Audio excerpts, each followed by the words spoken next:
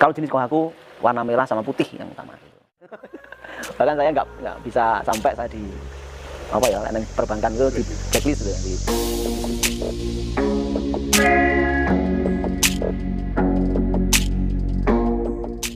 Nama saya Saiful Mujab, umur 51 tahun.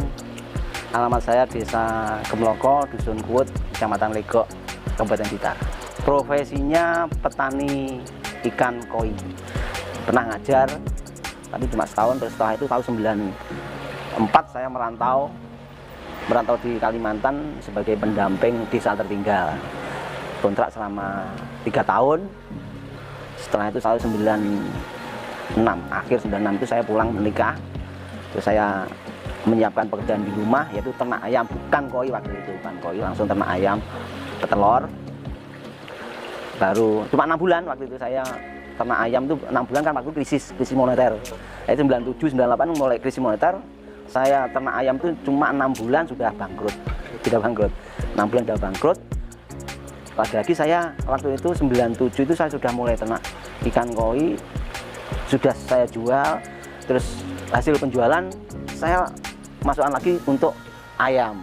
Jadi waktu itu memang saya belum sadar bahwa sebenarnya yang bisa katakanlah mendongkrak ekonomi saya tuh ikan koi, itu belum sadar sampai situ. Jadi masih fokus terus di ternak ayam gitu, jadi peternak ayam. Itu yang terus 97 perjalanan saya sudah mulai aktif, mungkin pedagang, nanti ternak ayam, berdagang kemana-mana, mungkin saya bisa sampai keluar pulau, sudah kirim keluar pulau, sudah saya mulai waktu itu. Tapi ternyata saya pun nggak sadar bahwa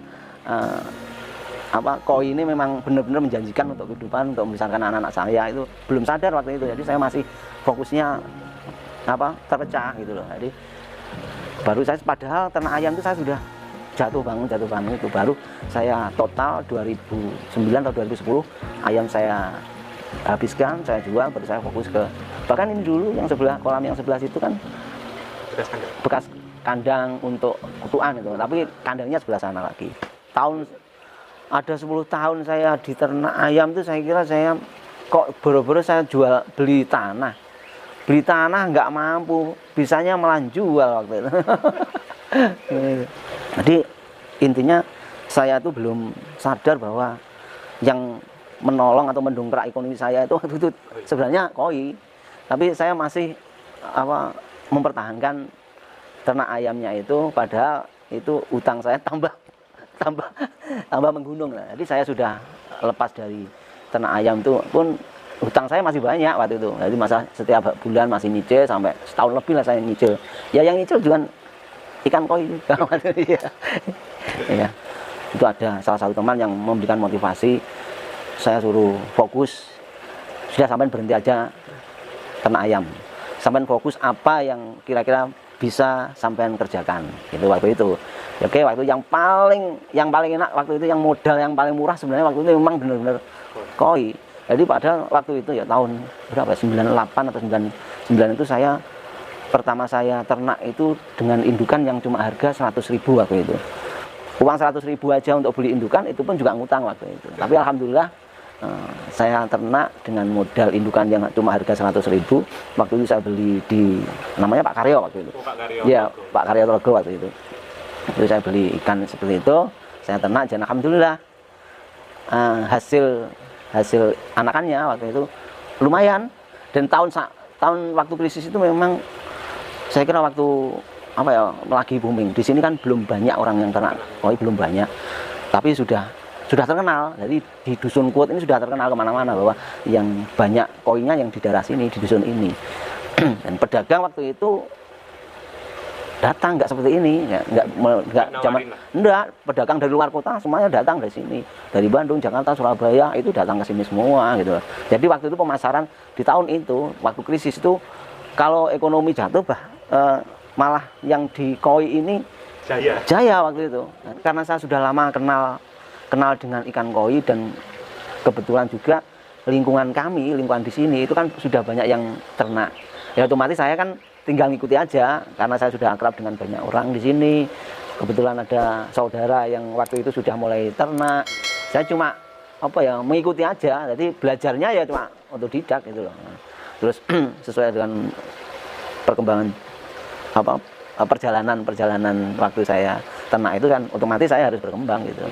Mulai beli indukan yang waktu itu juga indukan yang impor sampai beli di Surabaya itu meskipun waktu itu juga mati. Sudah iya mati. Ya waktu itu memang saya sudah berusaha untuk mencoba apa ya memperbaiki untuk kualitas budidaya waktu itu. Tapi ya lagi karena permodalan waktu itu sudah hancur lah gitu.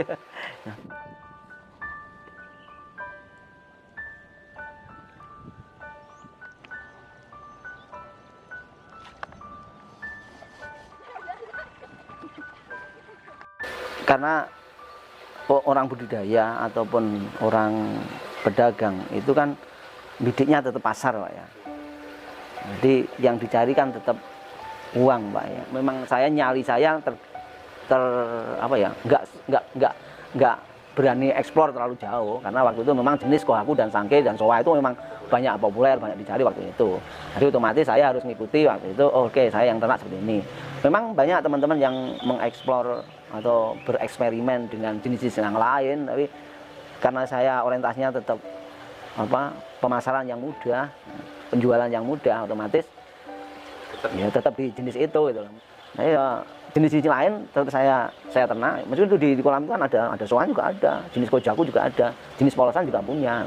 Tapi saya konsentrasi dulu ke itu, pelengkap gitu.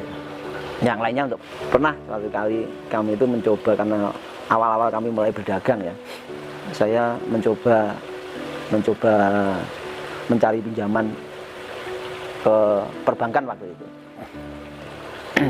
dengan jaminan yang seadanya.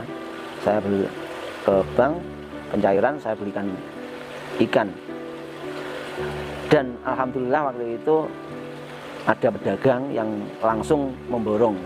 Tapi tragisnya saya kirim senilai pinjaman saya di bank nggak dibayar semua gitu. Bahkan saya nggak bisa sampai saya di apa ya perbankan itu di blacklist gitu. Kalau ternak kan memang budidaya kan sekarang tantangannya kan penyakit Mas. Nah tantangannya penyakit sekarang pun sama. Kalau dulu ada jenis penyakit yang kayak KHV gitu. KHV sekarang kan banyak. Kalau yang kecil yang masih umur 1 bulan itu anaknya myxobulus itu kan masih ada. Makanya saya sekarang kan banyak yang pengairannya untuk menjaga kualitas air tetap pakai sumur. Itu kan salah satunya itu menghindari kan yang umur 1 bulan kena myxobulus itu. Bagaimana ikan itu bisa yang kena masih bisa bertahan hidup karena setelah umur 2 bulan dia pun sebenarnya sembuh sendiri. Tapi biasanya kalau sudah sembuh dia ada cacatnya, yang insangnya ada yang meresek gitu. Itu. Tapi saya kira yang paling penting adalah mencegah dulu. Jadi karena memang saat ini myxobulus ini belum karena obat yang ampuh atau vaksin atau apa yang belum ada. Saya kira lebih baik kita mengurangi ya, salah satunya yaitu menjaga kualitas airnya aja dulu gitu.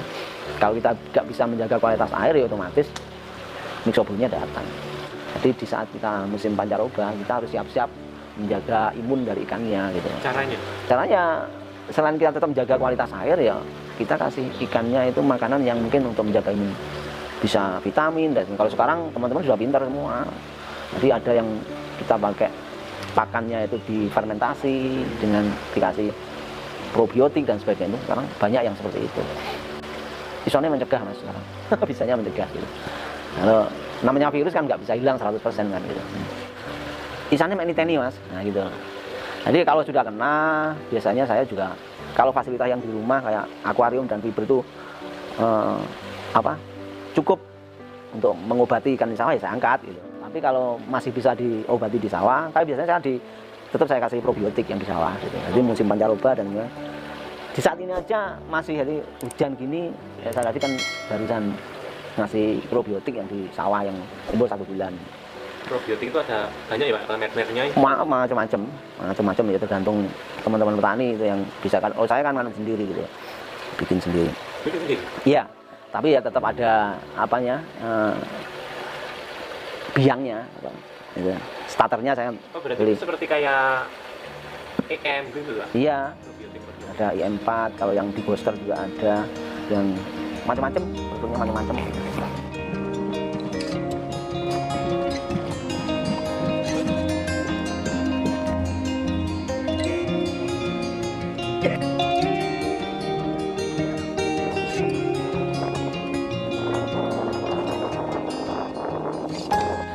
saya tetap ke body pertama, terus kualitas kalau jenis Kohaku dan Sankei. Tapi untuk kualitas warna itu yang penting. Kalau jenis Kohaku warna merah sama putih yang utama gitu. Merahnya nggak harus merah, nah, itu lagi Kohaku. Tapi kalau Sankei saya cenderung larinya ke warna hitam. Iya, hitamnya harus pekat. Kalau pejantan saya harus merah mas. Kalau jenis Kohaku sama meskipun merah dan warna putihnya juga bagus gitu. Nyetel Indo gitu. Otomatis kualitas baik jantan maupun betinanya memang harus kualitasnya bagus gitu loh, nggak asal-asalan. Utamanya kalau jenis Kohaku itu matanya harus putih dan sebagainya. Itu yang kecil-kecil mas, yang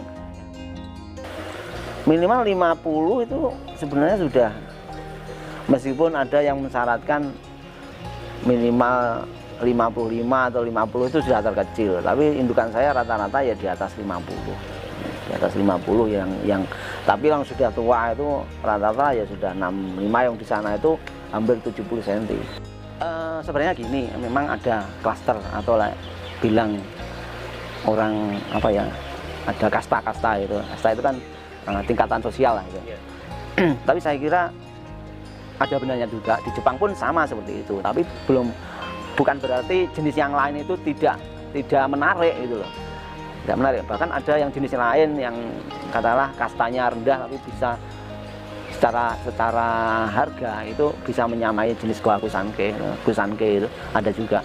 Tapi memang kenyataan yang ada sekarang itu memang tetap dikuasai jenis Kohaku Showa Sankei itu pasti dia itu. Harganya otomatis kalau yang di luar sana itu jenis yang lain katakanlah separuhnya, tapi yang jenis Kohaku Sankei pasti lebih mahal kalau yang bagus. Sebenarnya sama, hampir sama. Kalau bang, ikan koi itu kan ikan seni saya bilang.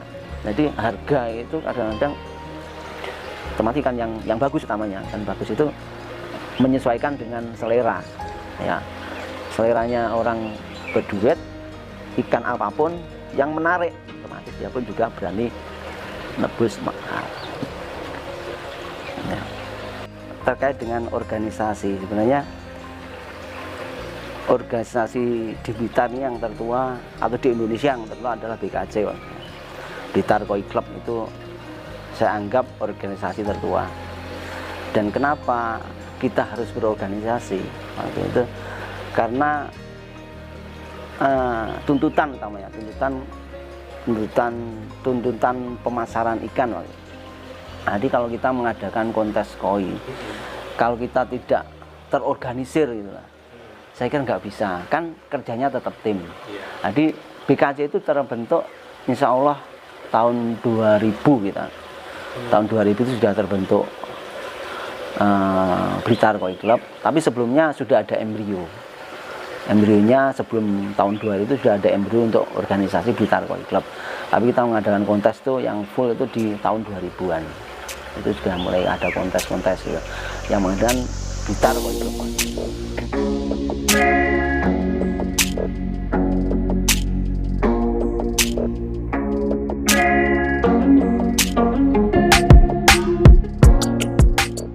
Sekarang banyak anak-anak muda yang baru terjun di koi, dengan mulai yang dulunya dapat uang dari orang tuanya, sekarang sudah bisa mencari sendiri, terlena dengan dunia seperti ini ya. Saya kira pesan saya sebagai orang tua, saya kira atau pemula, ya fokuslah untuk bekerja di bidangnya, tapi jangan lupa tetap berbagi dan berbuat baik.